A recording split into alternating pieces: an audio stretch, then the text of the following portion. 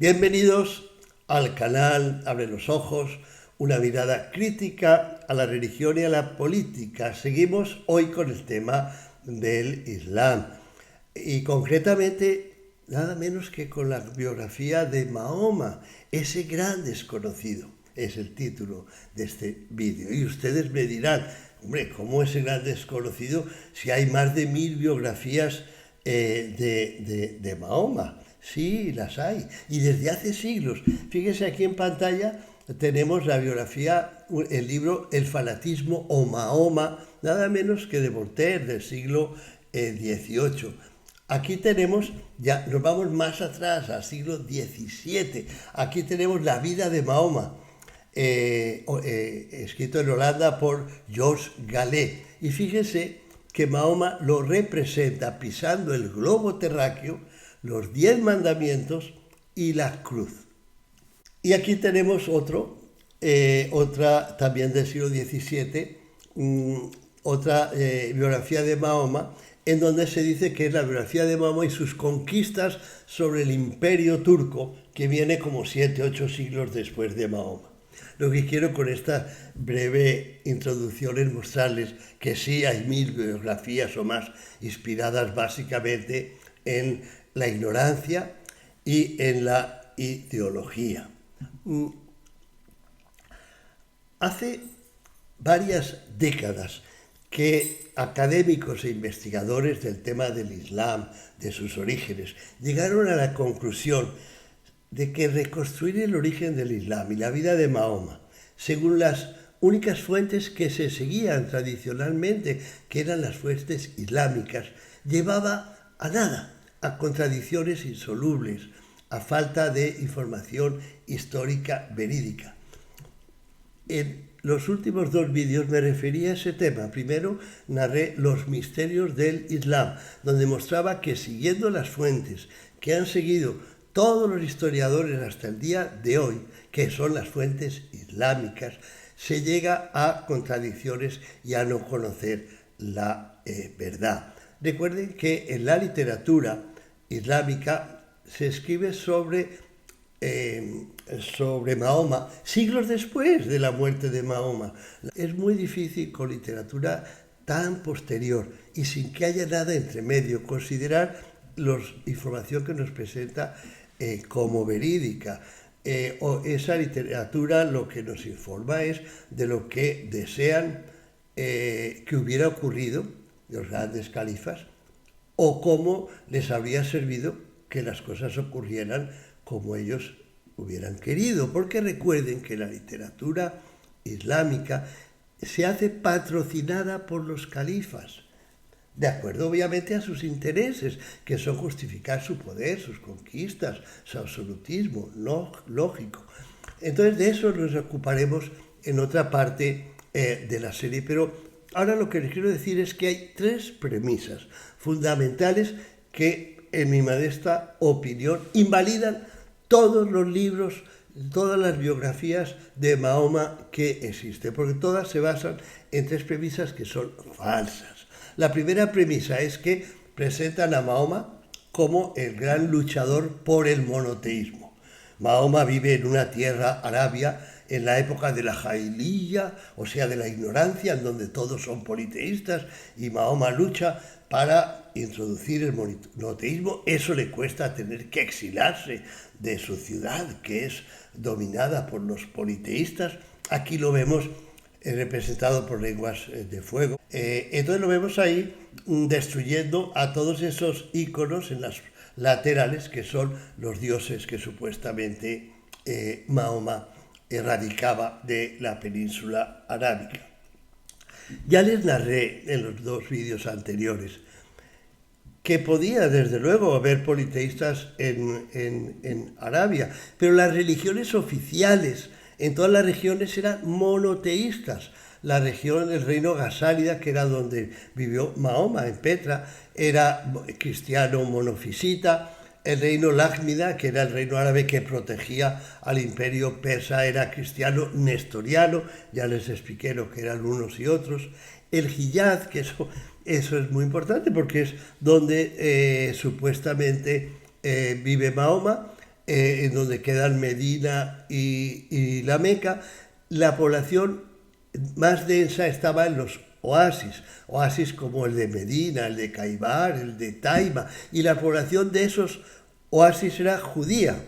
Hoy día se discute si eran judíos que venían de Israel o que venían del Yemen, que ya vimos en un vídeo que era un posible foco de nacimiento del judaísmo, pero en todo caso eran judíos. El Yemen y el reino de Imiar, que se había apoderado del Yemen, eran judíos hasta el año 570, en donde son invadidos por los persas. Luego su religión a partir de ahí puede ser el cristianismo nestoriano, o bien el mazdeísmo también monoteísta. Lo mismo ocurre con Omán, y el reino de Kinda normalmente seguía los mismos patrones que el reino del Yemen. Entonces podía haber religión, algunos politeístas, podía haber algunos árabes que siguieran lo que Yehuda Nebo llama un monoteísmo abrahámico indefinido, que eran monoteístas que solo creían en Abraham. Pero la religión oficial en todos los territorios era o cristiana o judía, básicamente. Entonces, ¿qué sentido tiene poner a Mahoma, por ser monoteísta, a ser perseguido por los politeístas? Si él era de la religión de los que mandaban en todas esas regiones, no tiene sentido. Como no tiene sentido colocarlo allá abajo en la Meca, que los trabajos que les mostré en su día de Patricia Crone, de Dan Gibson, han mostrado que estaba fuera de toda corriente comercial, que era prácticamente inhabitable, totalmente árida, nunca se cultivó nada en la Meca. Cuando el Corán habla una y otra vez de frutales, de viñedos, de olivos, de cultivos que se dan en el Mediterráneo, no allá abajo en Arabia. La Meca es árida porque no llueve, y cuando llueve no llueve, arrasa, como ha pasado varias veces, aunque muy de vez en cuando. En cambio, Petra, allá arriba, está en Siria-Palestina, la parte más culta, más quizá avanzada de toda Arabia. Y además pertenece al reino bizantino. Al reino bizantino, los que mandan son unos duques nombrados por Bizancio. Contra esos es que va a luchar Mahoma. Y como vimos, por nada que tenga que ver con la religión, sino por volver a ocupar Jerusalén. Entonces, Patricia Crone fue quizá la primera que dijo, hombre, ¿por qué no acudir a las fuentes no islámicas? Que no habían sido además traducidas durante mucho tiempo, pero hoy día sí hay un gran interés por ellas. Contamos con una gran traducción de Robert Hoyland, viendo el Islam como otros lo vieron, y yo he seguido a Hoyland, he seguido a Stephen Shoemaker en su libro Muerte de un profeta, que trae algunas cosas adicionales, y he consultado la fuente de los dos libros que me parecen fundamentales para reconstruir la biografía de Mahoma, que son la historia de Heraclio, del emperador Heraclio, del obispo Sebeos de Armenia, a la que ya me refería anteriormente, y la historia de la casa de Arruni, también de un noble de la casa de Arruni, Armenia. Y aquí vamos a ver algunos aspectos que he extraído de esas fuentes. El primero ya lo habíamos visto, aunque he puesto algo adicional, que es un extracto de la historia de Heraclio de Sebeos del año 660, que es cuando comienza el reinado de Mujavilla. Los capítulos 30 y 31, si alguien quiere leerlos, nos dan más y mejor información sobre Mahoma que las 1000 biografías que existen, créanme. Nos dice, en esta época había entre los hijos de Ismael uno llamado Mahoma, un comerciante. Se presentó a ellos como por orden de Dios, o sea, se presentó a los árabes, como predicador que seguía el camino de la verdad y les enseñó a conocer al Dios de Abraham. Añadía, mediante juramento Dios prometió esta tierra a Abraham y a su posteridad por siempre. Ahora, vosotros sois los hijos de Abraham y Dios cumplirá con vosotros la promesa hecha a Abraham y a su posteridad. Solo amad al Dios de Abraham e id y tomar posesión de vuestra tierra que Dios dio a vuestro padre Abraham. y nadie será capaz de resistiros en batalla, pues Dios está con vosotros. Muhammad les prescribió no comer de ningún animal muerto, no beber vino, no mentir ni fornicar, que quiere decir evitar la inmoralidad sexual. Estas más o menos coinciden con las prescripciones que en el primer siglo Santiago el Justo, el hermano mayor de Jesús, dio a los predicadores judíos que trataban de convencer de su religión al mundo gentil, es decir, al mundo no judío. Pero hay algo más, y es esta prohibición de no beber vino, que es típica del judio-cristianismo. Esto está sacado, y les mostré, de la Torá, y fue Santiago el Justo, como narran muchos libros de la época, el que la introdujo en el judio-cristianismo, la exclusión del vino. Y sigue el relato: entonces se reunieron desde Ávila hasta Shur frente a Egipto. Es una zona que se menciona en varios pasajes de la Biblia y que se entiende que corresponde al oriente de Egipto, o sea, hacia la tierra de Petra. Y aquí dice lo siguiente: salieron de Parán, repartidos en 12 tribus. Ya vimos el mapa de Parán y lo vamos a volver a ver. A continuación se narra la ocupación de Palestina y de Jerusalén. Miren, si ponemos en un Google Maps, Parán nos sale a 1.3 kilómetros de Wadi Musa, ahí lo vemos. Y Wadi Musa es la capital administrativa de Petra, al lado, 1.3 kilómetros. Porque como Petra solo son ruinas, la capital administrativa está al lado, es Wadi Musa. Entonces, eso es ese Parán del que sale el ejército judeo-árabe a conquistar Jerusalén y Palestina. Ahora, si en Google Maps no ponemos Parán, sino ponemos Petra, directamente mire lo que nos sale. En el lugar exacto en que está Parán, sale Petra, porque son lo mismo. Esa Parán que vamos a ver en otros documentos, se narra que es el origen de Mahoma, es Petra. Y eso además tiene todos los argumentos que hemos visto, que realmente no pueden dejar ninguna duda al respecto. Ahora pasamos a la historia de la casa de Ar-Ruri. Es el documento más moderno de todos los que vamos a presentar, pero lo presento porque tiene algo muy interesante. El capítulo 4 del libro empieza con el mismo relato de Sebeos, 12.000 judíos que han sido atrapados en Edesa, y que en la década de los años 620, y que Heraclio les dice: váyanse de aquí o hasta ahí llegan. ¿Por qué ocurre eso? Porque en el 622 el emperador bizantino Heraclio empezó a reconquistar los territorios que le había tomado el rey persa Corroes II. La guerra duró entre el 622 y el 628 y, como sabemos, la ganó Heraclio. Pero en esa guerra los judíos combatieron a favor de los persas. Luego, obviamente, que Heraclio les dice: váyanse de aquí o se la voy a cobrar. Entonces, a continuación nos dice que esos judíos se refugian junto con los hijos de Ismael, es decir, junto con los árabes, en la ciudad de Madián, que los expertos piensan que es Medina, es un error de Ar-Ruri. Y a continuación, esos judíos que han llegado a Medina, recuerden que Mahoma desde el 622 ha dejado Petra por Medina. Y eso se atribuye a que los que mandaban en Petra, que eran los curaís, eran politeístas y no permitían que predicara el monoteísmo. Veremos que eso no tiene nada de cierto. La razón de la huida de Mahoma es otra, y ya nos hemos referido a ella. Entonces envían el siguiente mensaje: somos los hijos de Abraham, nosotros y vosotros, hermanos.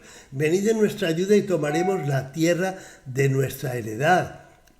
Acto seguido, se introduce la figura de Mahoma, textualmente dice, en el lugar llamado Parán, que es ahora llamado Meca. No hay duda. Sigue el relato de la familia y el primer matrimonio de Mahoma en la forma tradicional, y acto seguido narra cómo el monje Bagira, en un viaje comercial que, siendo adolescente, Mahoma ha hecho con uno de sus tíos, un cristiano al que se refiere como un cristiano arriano, le introduce en su religión. Bagira le enseñó muchas cosas sobre los antiguos testamentos y que Dios, por su naturaleza, no tiene ningún hijo. Volveremos ahora sobre ese tema. Sigue la toma de Parán, o sea, de la Meca, por el ejército árabe judío, o sea, de Medina, donde se refugiaron los judíos, han ido a Parán y han tomado Parán, la Meca. Los judíos se unieron a los ismaelitas formando un gran ejército. Atacaron Parán e infligieron una gran derrota a sus oponentes. Y finalmente se narra un encuentro entre Mahoma y Bagira posterior a la conquista de Jerusalén por el ejército árabe judío. La conquista de Jerusalén es en el año 637. La literatura islámica pretende que Mahoma no participa en esa conquista y muere en el año 632, antes de que esa conquista empiece. Y va a ser muy interesante ver las razones de ese ocultamiento. Aquí vuelvo a recordarles que ese Parán que los soldados de Mahoma toman, en ese momento pertenece al imperio bizantino, no a los curaísh, que vimos que es un invento. No hubo ningunos curaísh. Petra pertenece al imperio bizantino y los que mandan son las tribus árabes confederadas, con los gasálidas en primer lugar, pero hay otras 15 tribus menores confederadas que reciben tributos de Bizancio por evitar que desde abajo de Arabia lleguen invasiones o conquistas. Ese es el Parán que acaban de tomar aquí Mahoma y su ejército árabe judío, derrotando a los bizantinos y a sus aliados árabes, tribus árabes federadas. Doctrina Jacobi también es narrar realmente los eventos en directo. El año 634 es donde se inicia la conquista o ocupación. A mí me gusta más hablar de ocupación, es más histórico que de conquista. Recuerden que Mahoma muere en el año 632, del 632 al 634 su sucesor Abu Bakr reúne las tribus de Arabia y en el 634 empieza la conquista de Siria y Palestina por sus sucesores, los Omar y después Uthman, que luego seguirá con Egipto, Irán, Irak, etc. Pues bien, en el año 634, en el norte de África, un judío converso, Jacobo, recibe una carta de su amigo Abraham, que le da noticias de Palestina. Abraham obviamente es judío, porque Jacobo era judío, acaba de convertirse en el 634 en África, porque se volvió obligatorio para los judíos adoptar la religión cristiana en ese año, dentro del imperio bizantino. Dice así, Abraham: ha aparecido un profeta con los saracenos, que es otro nombre que los cristianos dan a los árabes, que predica la llegada del ungido que ha de venir, del Mesías. Mesías y ungido es lo mismo. Es falso, pues los profetas no llegan con una espada y un carro de combate. No es posible encontrar la verdad en este supuesto profeta, únicamente el derrame de la sangre humana. De hecho, dice tener las llaves del paraíso, lo cual es imposible. Esto de tener las llaves del paraíso es típico del mesianismo y lo encontramos además en las historias que ya hemos visto sobre Jesús. Tener las llaves del paraíso significa que el Mesías estará presente el día del juicio final y ayudará a sus seguidores a salir victoriosos en el juicio. Y en el Islam se ha creído que esa función la desarrolla obviamente Mahoma. El Apocalipsis del rabino Simeón, hijo de Yochai, luego rabino, luego judío, Este Rabí Simeón, el libro empieza con él lamentándose profundamente si los judíos no han sufrido ya bastante opresión de parte del imperio bizantino. Y el ángel Metatrón le responde: no tengas miedo, mortal, pues Dios está implantando el reino de Ismael, o sea, el reino árabe, solo con el propósito de librarte del malvado, o sea, de Roma. De acuerdo con su voluntad, Él pondrá sobre ellos un profeta y Él conquistará la tierra para ellos. Es interesante aquí cómo en los años 635 a 645, que es cuando escribe este rabino, los judíos ven en los árabes conquistadores sus salvadores, los que van a ayudarles a recuperar la tierra. Y esto ocurre más de 10 años después de que, según las fuentes islámicas, Mahoma hubiera exterminado a las 3 grandes tribus de Medina y luego a las tribus de Khaybar. Ven ustedes cómo no tiene sentido. Están narrando estas fuentes no islámicas una historia que no es diferente, es la contraria a la que inspira esas más de 1000 biografías que no narran nada histórico sobre Mahoma. Esa es mi opinión. El comentario, o sea, Midrash, de los 10 reyes, este es más moderno, es del año 744. Dice así: al principio de su dominio, Mahoma tratará de hacer daño a Israel, pero grandes hombres de Israel se unirán a él y le darán una esposa israelita, por lo que habrá paz entre él e Israel. Conquistará todo el reino e irá a Jerusalén y se prosternará allí y hará la guerra contra los edomitas, que quiere decir los romanos, es el apodo de los romanos, quienes irán ante él, tomará el reino por fuerza y después morirá. Nuevamente vemos la concordia basada en la conquista de la tierra prometida, en la que participa Mahoma, al contrario de las fuentes islámicas. Luego tenemos la historia de los patriarcas de Alejandría, y dentro de ella la vida del patriarca Benjamín, que es el patriarca de la época de la conquista egipcia por el Islam. Antes del 700, esto está escrito antes del 717 por el archidiácono Jorge. Todos estos relatos vienen de obispos, de diáconos, de monjes, porque eran los literatos de la época.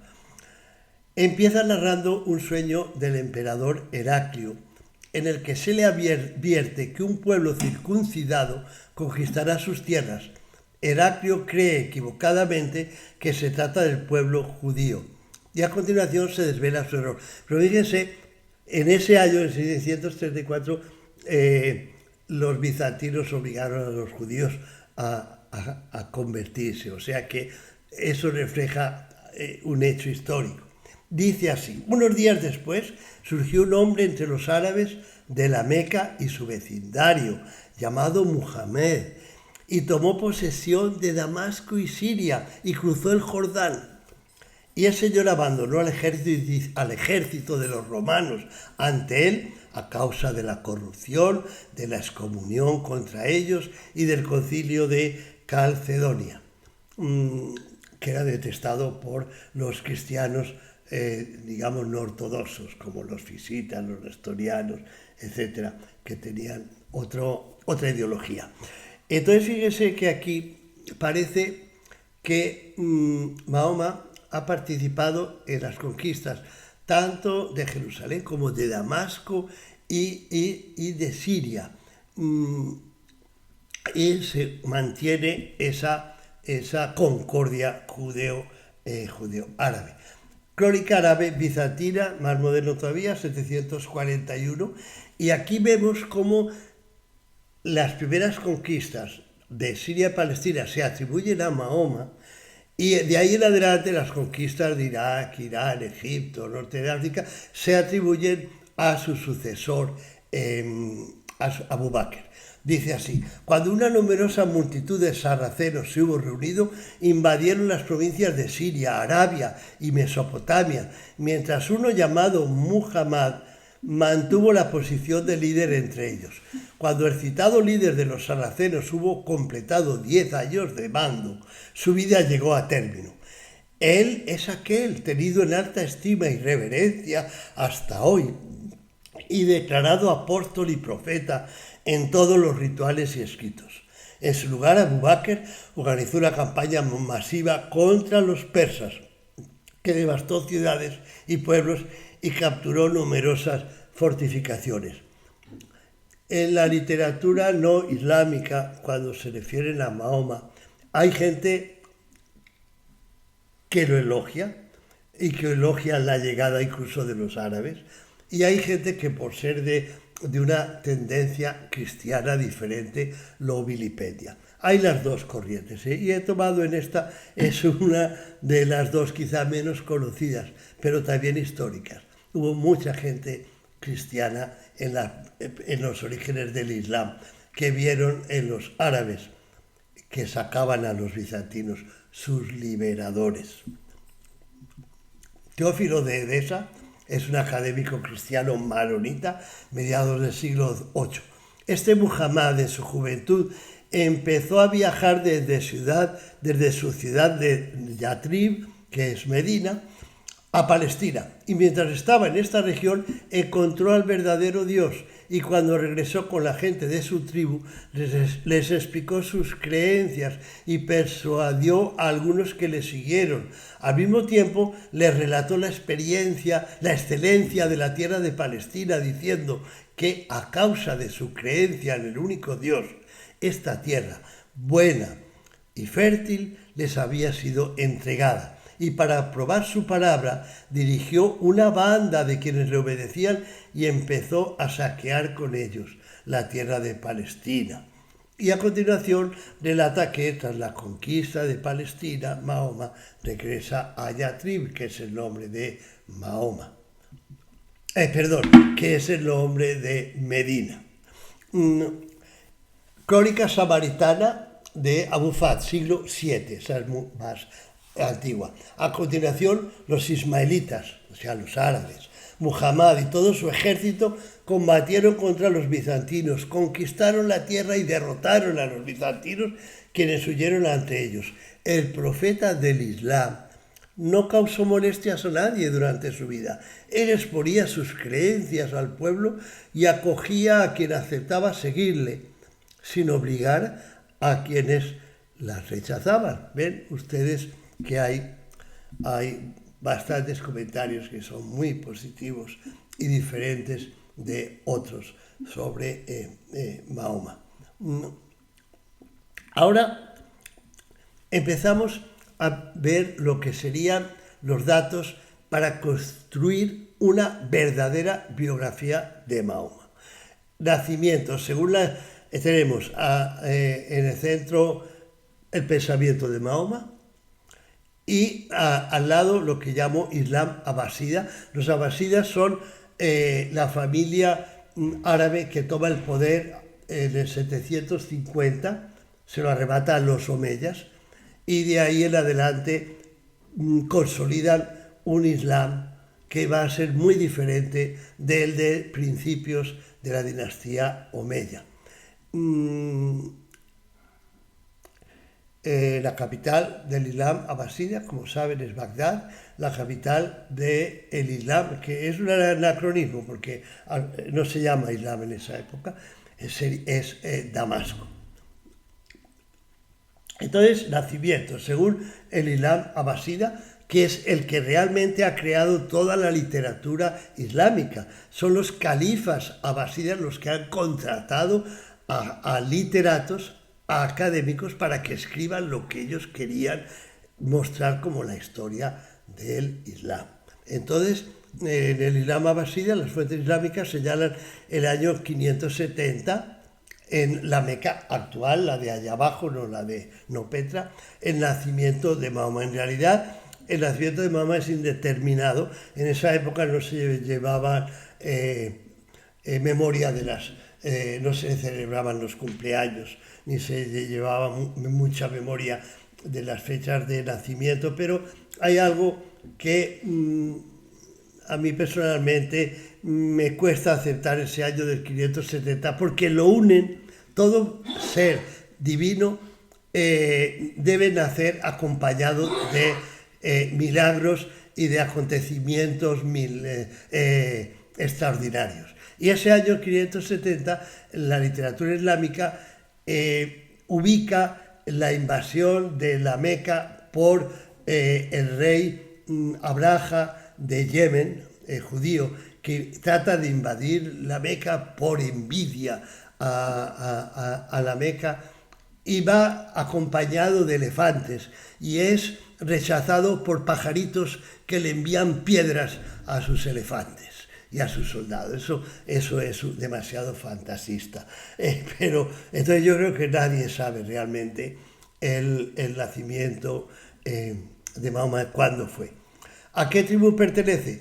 Para el Islam abasida, para las fuentes islámicas, pertenece a la tribu de los Quraysh. Ya vimos que los Quraysh supuestamente es la tribu más importante de Arabia, tan importante que ha hecho tratados con Roma, pero cuando los historiadores van a ver no encuentran ningunos Quraysh, pese a que, como vimos, todas las tribus importantes de Arabia fueron repertoriadas por los romanos y los persas para hacerse o amigos o cuidarse de ellos como enemigos, y nadie menciona a ningunos Quraysh. Debió pertenecer, por lo tanto, siendo natural de Petra o de la zona circundante, a una de las tribus federadas de los gasánidas, que hubo como 15, posiblemente a la más importante, a los gasánidas.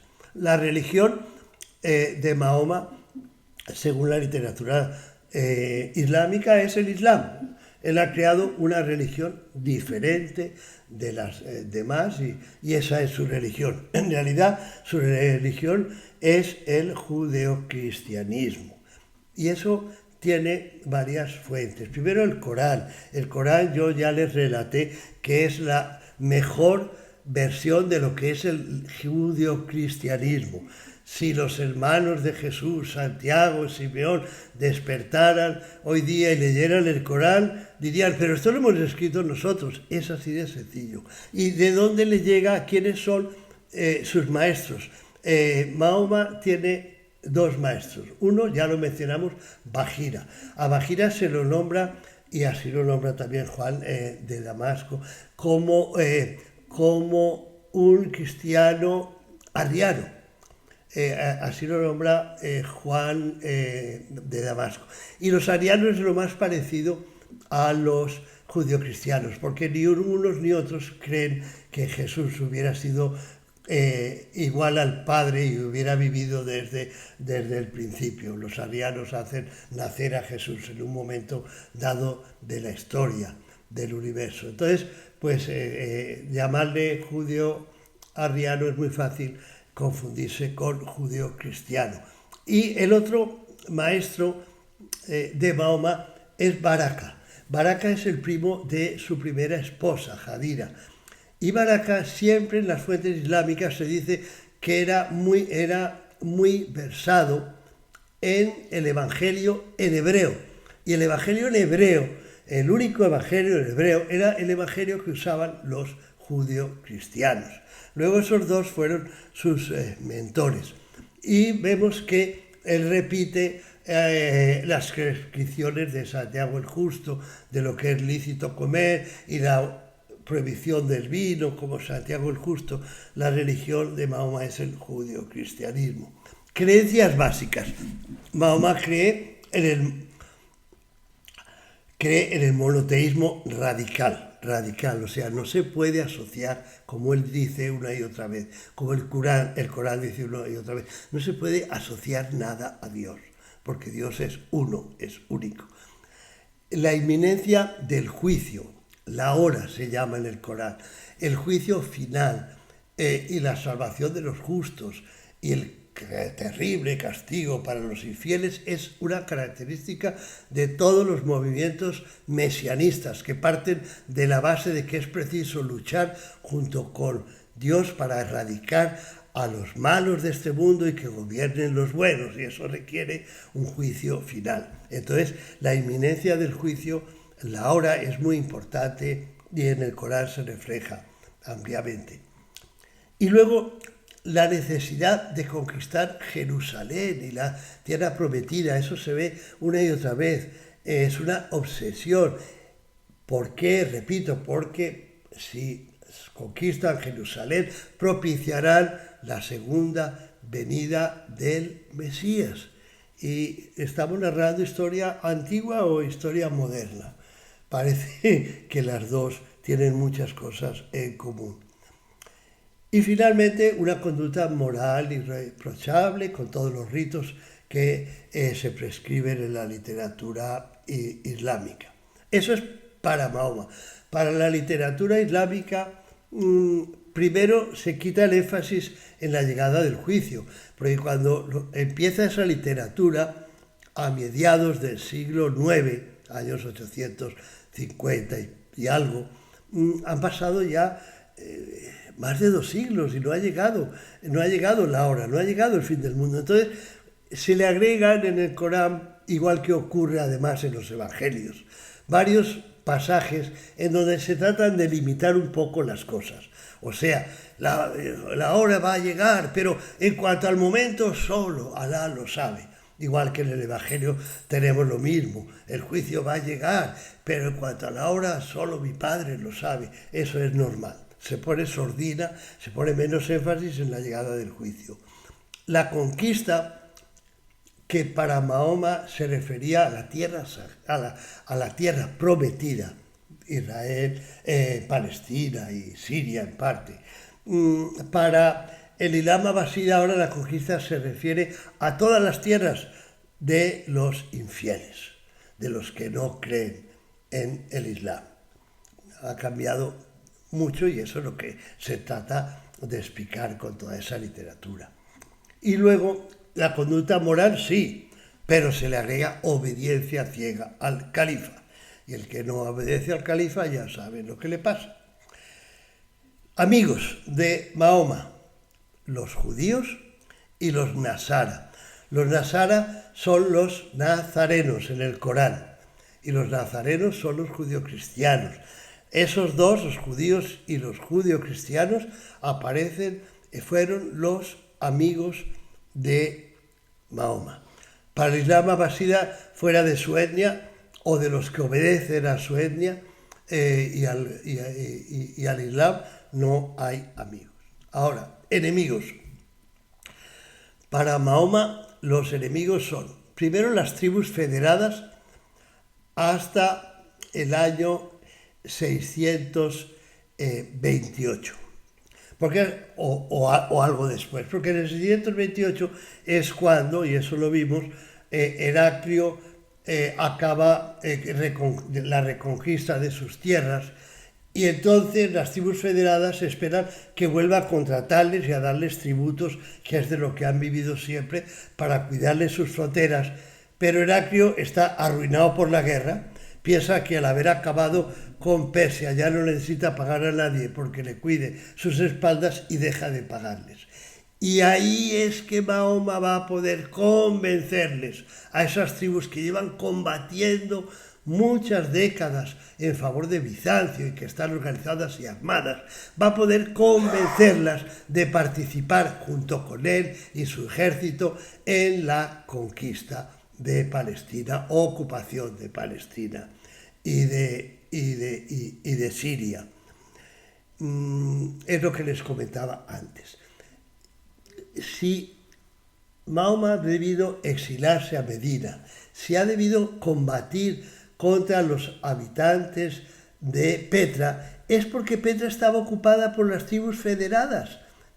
La literatura romana nos dice que había un duque nombrado por Roma en la capital Petra, y Mahoma lo que quería era sacar a Bizancio de Jerusalén y de la tierra prometida. Entonces, obviamente, no era posible para Mahoma predicar la conquista de Siria-Palestina cuando los gobernantes de Petra les pagaban Bizancio para defender a Siria y Palestina, y esa fue la razón del éxodo de Mahoma y sus seguidores hacia Medina, no fue otro.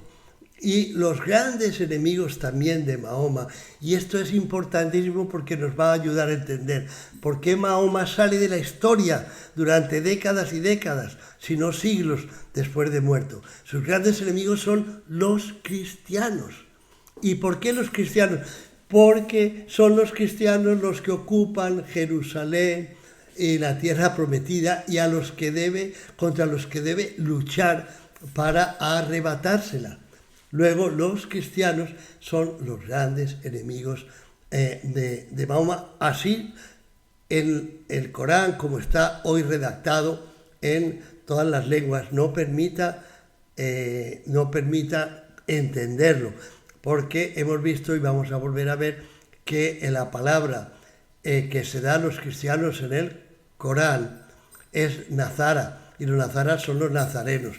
Y la verdadera palabra que el Corán y Mahoma usaba para denominar a los cristianos era los asociadores. Vamos a ver eso a continuación. Para el Islam abasida, los enemigos son todos los no creyentes o infieles. Las cosas han cambiado tremendamente y por eso se ha necesitado una nueva literatura, y por eso se ha hecho desaparecer, si la hubo, la literatura islámica de los orígenes del Islam. Personalidad. Mahoma es un profeta apocalíptico porque una y otra vez en el Corán predica la inminencia en la llegada del fin del mundo e insiste mucho sobre el castigo a los que no obedezcan a Alá. Es un guerrero, todos los relatos que hemos visto lo confirman, y es un legislador. Creó los ritos de una religión y además basados obviamente en el judeocristianismo. Y además fue un legislador social, prescribió normas de conducta que no es el caso analizar aquí para la sociedad musulmana. Y lo mismo que se cree en el Islam abasida. ¿Cuáles fueron sus logros? Unir las tribus árabes y judías. Es muy importante porque no es lo que aparece en la literatura. Liderar la ocupación de Siria-Palestina y ser un legislador social y religioso cuyas doctrinas han perdurado hasta el día de hoy. ¿Y cuáles son sus logros para el Islam abasida? Unir las tribus árabes, ¿sí? Pero solo preparar la conquista, porque para ellos Mahoma no participó en la conquista. Y su muerte, la muerte de Mahoma no la podemos fijar antes del 637, porque las fuentes no islámicas nos lo muestran ocupando Jerusalén, que tiene lugar en el año 637, mientras que para las fuentes islámicas muere en el 632.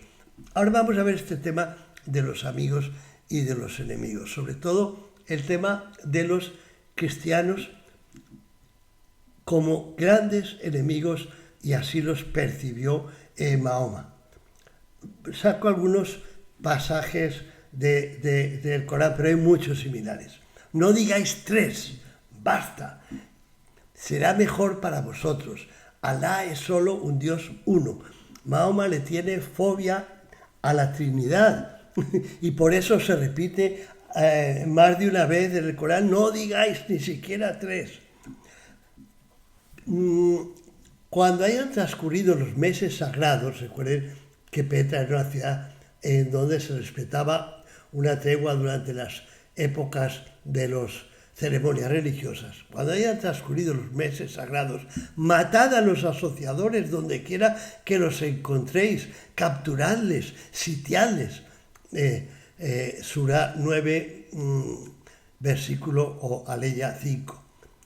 Otro: y combatid contra todos los asociadores, como ellos también combaten contra vosotros. 9:36. Alabado sea Alá, que no ha adoptado un hijo, ni tiene asociado por el dominio. A menudo en el Corán, cuando se maldice a los asociadores, se agrega que Alá no ha tomado ningún hijo, que no se le puede asociar ningún hijo. Se está refiriendo obviamente a Jesús. Y hay un pasaje incluso en la literatura islámica en donde Alá le pregunta a Jesús: oye Jesús, tú has dicho que eres Dios igual a mí. No, por Dios, Alá, no, yo siempre les he dicho que yo soy tu siervo. O sea, es claro que cuando se habla de asociadores en el Corán, se refiere a los que han asociado un hijo. Y ese hijo es Jesús, obviamente, el Jesús cristiano, que es literalmente, según el cristianismo, el hijo de Dios. No asociaremos a nadie a nuestro Señor, y nuestro Señor no ha tomado compañera ni hijo. Ahí lo de compañera pues se refiere obviamente a la Virgen María, a la madre de Jesús, que el concilio de Calcedonia y el concilio de Éfeso antes habían convertido a María, recuerden, en la Theotokos, la madre de Dios. Por eso los no cristianos empezaron a verla como alguien que el cristianismo pretendía mostrar como una divinidad. Entonces, pero normalmente se refiere solo al hijo. Eso no quiere decir que en algunas ocasiones en el Corán asociadores entiendan también a otros dioses, pero principalmente al que se refiere es al cristiano, a Jesús, porque dicen hijo, no le ha asociado ningún hijo. Y aquí tenemos la prueba reina, porque esto se puede discutir muchísimo si los asociadores muskirún en el Corán solo no los cristianos, pero es que la prueba reina es muy clara. San Juan de Damasco. San Juan de Damasco fue primer ministro de varios gobernadores del Islam, si se puede llamar. Es un anacronismo, porque en esa época todavía no se llamaba Islam, pero digamos algunos reyes maometanos de los primeros tiempos, desde Mujaviya hasta Abdelmalik. San Juan de Damasco fue su primer ministro, nada menos. Él era cristiano. En esa época se podía ser cristiano y primer ministro de un país islámico.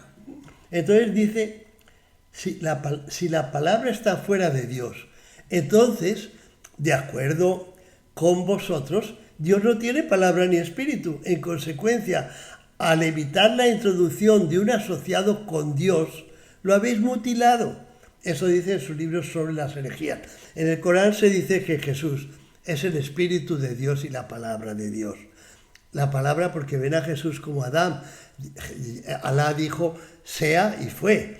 Tanto Adán como Jesús, por eso le llama la palabra de Dios. Y el soplo de Dios, el Espíritu de Dios, le ha llegado a María. Entonces, en un famoso enfrentamiento que hubo de opiniones entre un gobernador islámico y San Juan de Damasco. San Juan dice, pero si ustedes dicen que Jesús no es el asociado de Dios, entonces Dios no tiene ni palabra ni espíritu, está cojo.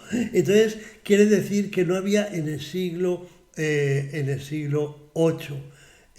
incluso en los finales del siglo VII, no tenían los cristianos ningún impedimento para decir sí, nosotros somos los asociadores, pero es que es lógico. Entonces esos asociadores, que son el gran enemigo de Mahoma, son los cristianos, y eso va a explicar lo que pasa después de la muerte de Mahoma. Los judíos y los judio-cristianos, que son los nazarenos, como hemos visto, en el Corán a veces se les alaba y a veces se les ataca. Se pasa de una cosa a otra. Recuerden, vimos en el último o los últimos dos vídeos que en un momento dado Sebeo nos cuenta que después, tiempo después de la conquista de Jerusalén, los árabes y los judíos van a enfrentarse.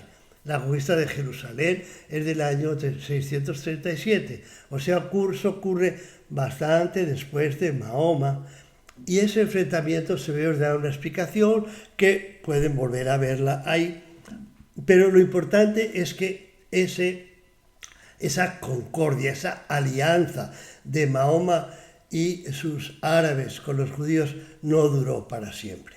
Pero duró mientras Mahoma vivió. Entonces, en el Corán tenemos: hijos de Israel, sed fieles a la alianza que conmigo concluisteis. Entonces yo seré fiel a la que con vosotros concluí. Sura 2, aleya 40. Ahí la alianza es clara. Todos los hijos de Israel. Recuerden, los judeocristianos para los musulmanes también son hijos de Israel, porque ellos son judíos, pero cristianos. Los creyentes, los judíos, los nasara, los sabeos, quienes creen en Alá y en el último día y obran bien, esos tienen su recompensa junto al Señor. Fíjense que hay tanto judíos como judeocristianos, tienen su recompensa junto al Señor. La concordia sigue. Pero luego hay algunos párrafos como este: y cuando concertamos un pacto con los hijos de Israel, luego os desviasteis, exceptuando unos pocos, y os alejasteis. Eso es tomar nota de que en un momento dado se abrieron cobijas. Pero eso, como digo, no ocurrió en la época de Mahoma.